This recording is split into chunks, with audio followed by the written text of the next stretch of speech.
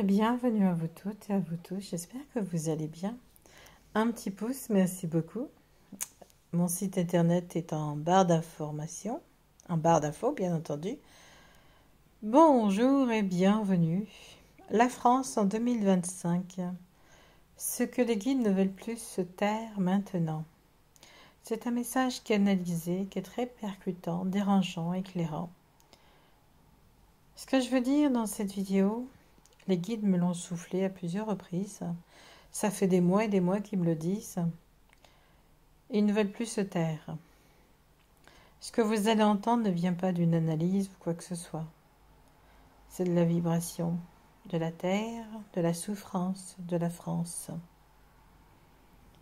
Comme vous le savez, en 2025, nous traversons une mutation, un effondrement déguisé.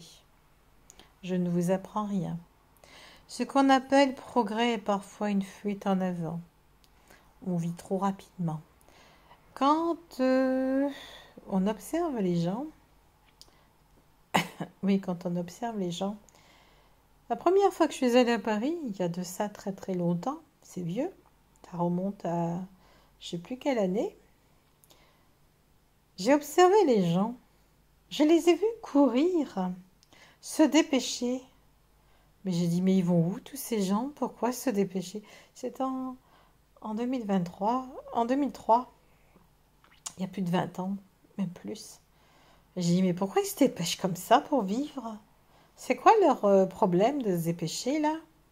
C'est quoi qui va pas dans leur tête là? Ils sont pressés, et hop, toujours plus vite, plus vite, plus vite. Ça, c'est une fuite en avant. C'est ça la fuite en avant. C'est vouloir toujours se dépêcher. Prendre vite le métro, prendre vite le train, prendre vite ça, vite aller travailler. Mais c'est quoi le problème? On peut pas attendre le prochain métro? Ah non, non. Enfin, je suis restée scotchée.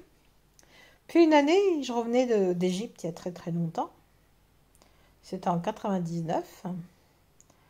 C'était en novembre. Je revenais d'Égypte. C'était à Marseille. J'étais à Marseille à l'aéroport. Puis en Égypte, les gens vivent lentement.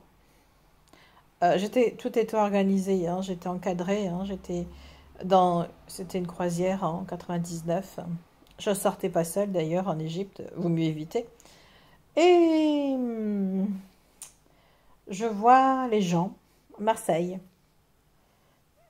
tout vite. Mais je dis, c'est quoi encore le problème? C'est en 99, ça, c'est bien avant que je voie à Paris déjà. Je dis, mais c'est quoi le problème des gens là? Marseille, normalement, les gens vivent cool. Mais là, je les vois courir, fuite en avant également. Et après, ça fait, quand je suis allée à Paris plusieurs fois, la première année, je les vois courir, etc. Je dis, mais c'est quoi leur problème? Donc, le progrès est parfois une fuite en avant. Quand les gens sont trop dans le progrès, quand les gens sont trop dans le travail, maison, dodo, quand les gens sont trop esclaves de la société actuelle, malheureusement, excusez-moi de le dire, il n'y a plus de colère. La colère est épuisée à ce moment-là. Alors, il y en a qui peuvent être endormis, désorientés, fragmentés. Oui. Est-ce que je vais dire là par rapport à Paris? Ça me plaît pas ce que j'ai vu sur Paris. Oui, il peut y avoir de ça. Les gens peuvent avoir été endormis, se dépêcher. Au niveau énergétique, se dépêcher n'est pas bon du tout pour les énergies. Alors là, pas bon du tout. Car plus vous allez vous dépêcher, moins vous allez monter au niveau de conscience. Alors, j'ai bien regardé. Les régions se sentent oubliées. J'ai vu Paris isolé. J'ai vu un isolement pour la région parisienne, là, pour Paris. J'ai vu quelque chose qui se passait. Alors, il y a eu la vidéo qui a fait beaucoup de buzz, de bruit, là. C'est du cinéma. C'est du cinéma. Alors, non seulement c'est pas une gifle, c'est l'air de dire « tais-toi ». C'est comme si on voulait que la personne se taise. Donc déjà, peut-être que Roitelet était en train de dire quelque chose et il y avait des journalistes qui arrivaient. Donc on n'a pas voulu lui faire une baffe, on n'a pas voulu lui faire du mal. Il a juste fait l'air de dire tais-toi. Parce qu'il n'avait pas l'air d'avoir une marque ou quoi que ce soit. Déjà. Paris va s'isoler. Paris va être isolé. Excusez-moi du terme, mais je dis bien que Paris sera isolé. Je n'ai pas la date exacte. Mais je peux vous dire que les guides me disent que ça vient. Paris, isolation, isolé. La lumière, elle vient. Les guides n'en peuvent plus. Des gens simples, des gens comme vous et moi, des gens de partout dans le monde commencent à se réveiller, à comprendre les choses. Certains vont trembler. La planète Terre va trembler également cet été, malheureusement. Elle va trembler. Le vernis va craquer. Le beau vernis, là, le beau petit vernis va craquer. La distraction, c'est terminé pour certains. Les annonces, les informations qui sont vides, qui sont, on va dire, de la déformation, terminées bientôt.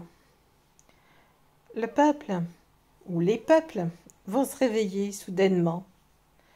La France a un rôle sacré dans le monde. Pas celle de dominer l'autre, mais celui d'aider son prochain, d'éveiller son prochain. Mais pour cela, il faut aussi qu'elle se réveille, qu'elle se libère de ces chaînes invisibles. Et ça va commencer. Ça va pas tarder à commencer. N'oublions pas qu'il y a eu la révolution en France, comme aux États-Unis, comme en Russie. N'oublions pas les pays de révolution. Tous les pays où il y a eu des révolutions, il va se passer des événements. C'est normal. La paix ne viendra pas d'un sauveur ou d'une élection. Elle viendra d'un grand réveil, d'un retour des âmes, un retour d'éclaircie. Et d'ailleurs, je ne comprends pas que les magasins... Je ne supporte pas la musique dans les magasins. Je vais faire mes courses. Mais arrêtez de me mettre de la musique. Je suis obligée d'acheter des boules caisses pour les mettre dans mes oreilles. C'est de la musique à 440 Hz. C'est pas de l'opéra qui passe. C'est horrible. Et dans les magasins, vous allez faire vos courses, c'est de la musique maintenant. Ça va, oui. Chaque personne qui est en train d'ouvrir les yeux va ouvrir des portes. Les gens ne vont plus être dans l'attente. Les gens, ils sont en souffrance actuellement. Il y a tellement de gens qui souffrent. Puis il y a tellement j'arrive pas à le dire le mot, hein, c'est fait exprès. On appauvrit les gens à force. Puis en plus, risque d'avoir cette guerre civile sur les bras. Parce qu'ils veulent créer de la zizanie. Pas besoin de zizanie. Parce que la France n'a pas besoin de tomber. Il faut qu'elle renaisse. Il faut qu'elle se relève de ses cendres. Et malheureusement, c'est pas évident. Et je vois des choses arriver. Je n'ai pas les dates. Mais il faut que ce soit l'amour qui soit présent et pas l'inverse. Voilà, je vous laisse sur cette vidéo. Des changements sont à prévoir, des changements sont en train de se mettre en place.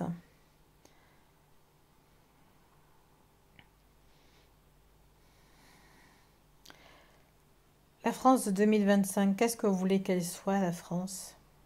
Le monde aussi. Que voulez-vous voir en 2025? Posez-vous la question. Quel monde je veux pour 2025, là? Qu'est-ce que je veux pour cette année? La paix?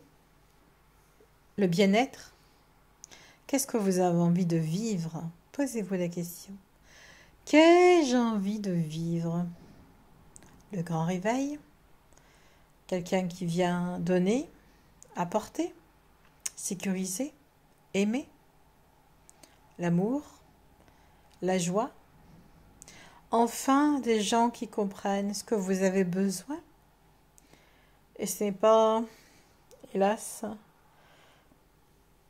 tout est en attente. Posez-vous la question, qu'est-ce que je veux? Est-ce que je veux encore avoir peur de ce monde? Est-ce que je veux quelque chose de meilleur pour mes enfants, mes petits-enfants? N'oubliez pas également qu'il va y avoir des personnes malades. Il y a moins de personnel dans les hôpitaux. Le fait qu'on enlève une partie sacrée, il faut bien que les gens soient soignés. Et là, demandez-vous, est-ce que vous allez pouvoir vous faire soigner normalement? Est-ce que vous allez pouvoir? Ça dépend de votre âge. Quand une dame prend de téléphone à l'hôpital, ça c'est véridique, qu'elle donne son âge, on lui dit que c'est pas pressé. Bah, elle peut mourir en fait, hein. On s'en fiche. Ça, c'est à plusieurs reprises, c'est arrivé à quelqu'un que je connais, qui habite dans une région où il y a pas tellement de médecins. Puis il faut aller à l'hôpital consulter. Puis il faut prendre rendez-vous. Puis on lui dit qu'elle on ne peut pas lui donner le rendez-vous parce que il y a un âge. Oui, voilà. Donc posez-vous la question. Ça, c'est la France et Paris. Paris risque d'être mis à feu et à sang. Encore une fois, je le redis. Je ne veux pas faire peur. Je n'ai pas la date exacte, mais on me dit que les choses arrivent. Je suis obligée de faire attention à ce que je dis également. De ne pas tout dire, car c'est pas évident. Je vous embrasse. N'hésitez pas à consulter mon site internet, à mettre un pouce. À bientôt. Au revoir.